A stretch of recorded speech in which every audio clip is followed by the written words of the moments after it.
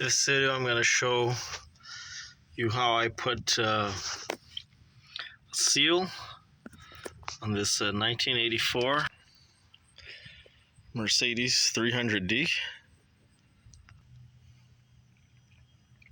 I believe this is a 123 body style or model, but please don't quote me on that.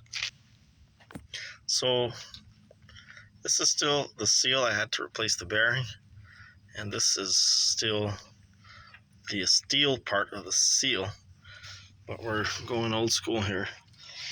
We're using the graphite rope here.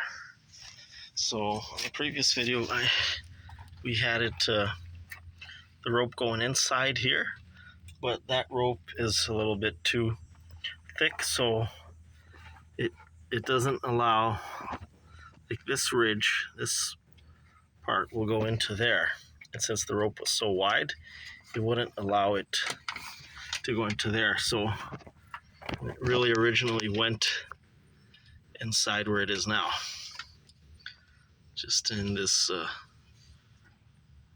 ridge or reese here.